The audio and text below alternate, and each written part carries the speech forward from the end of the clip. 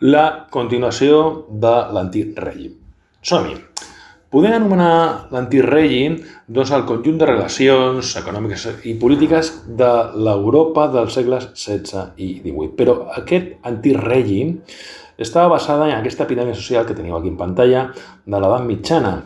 Una piràmide social on estava dividida per estaments, grups tancats. I primer dividirem aquests grups tancats en dos grans grups, privilegiats i no privilegiats. Privilegiats, doncs, eren molt pocs, 1 de cada 10, no privilegiats eren el 90% de la població, és a dir, gairebé tothom era no privilegiat. Què comportava ser privilegiat i ser no privilegiat? Bàsicament, els privilegiats no pagaven impostos, els no privilegiats pagaven els impostos i aquests grups eren tancats, com hem dit abans, eren estaments on no podies mai pujar de no privilegiat a privilegiat. Si naixies un campesí, et quedaves sempre dins del mar aquest dels campesins o un artesà. Cap grup d'aquest no privilegiat podia pujar. En canvi, algun privilegiat podia caure? Sí, si entraves en desgràcia o en conflicte, per exemple, el papa tenia la potestat d'excomunicar-te i si t'excomunicava, doncs tots els teus privilegis d'aquesta feudal,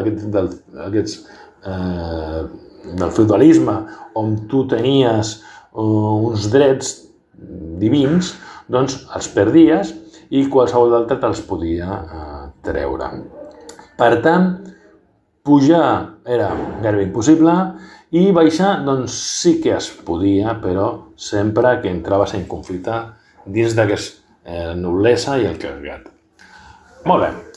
Què tenim aquí? Anem a explicar-vos per parts. Privilegiats. Doncs tenim a la nostra cúspide, doncs tenim el rei, la noblesa i el clergat. I aquests, com hem vist, no pagaven impostos. En canvi, els no privilegiats pagaven impostos. És a dir, un grup d'un 90% doncs, havia de sufragar les despeses de l'altre 10%. En una situació superinjusta. I a més, els privilegiats doncs, eren els que tenien el poder polític, eren els que tenien el poder econòmic. A la cúspide, els reis. Durant l'antic règim, el model que van copiar els monarques eren els monarques absoluts, que va posar de moda, en marxa, el rei francès Lluís XIV. Per sota d'ells, la noblesa. Una noblesa que a la vegada podia tenir doncs, uns altres nobles seguint aquest jurament de fidelitat que abans ens esmentàvem. I un tercer estament, el clergat, on el papa de Roma era la màxima autoritat i que el seu poder principal durant l'edat mitjana era que et podies comunicar, que és el que abans havíem comentat.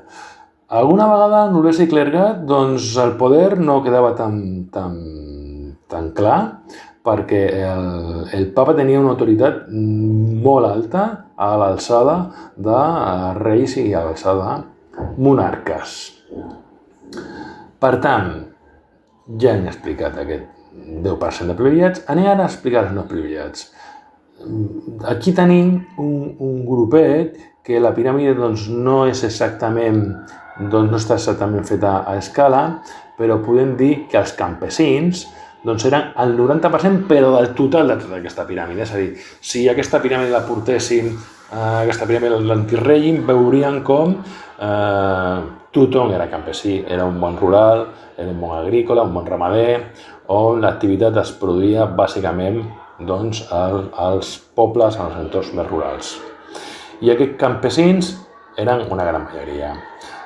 Després, el grup d'artesans, hem de destacar que hi ha artesans amb més poder i uns d'ells, per exemple, comença a ser la burgesia, una burgesia que ja comença a fer comerços, comença a fer banca, comença a fer préstecs, una burgesia molt rica que té el poder polític, que no té el poder polític, però sí que comença a tenir molt poder econòmic.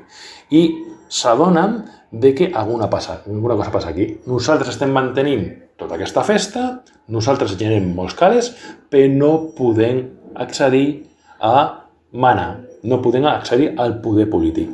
I en aquesta burgesia serà on sorgiran totes aquestes revolucions a partir del 1789. La primera que parlarem serà la Revolució Francesa, però després també hi haurà tot un seguit de revolucions liberals manades per la burgesia, per aquest poder de la burgesia que comença a tenir econòmic, però no polític. I ja al final de la nostra piràmide tindrien els marginats, que era el grup més residual.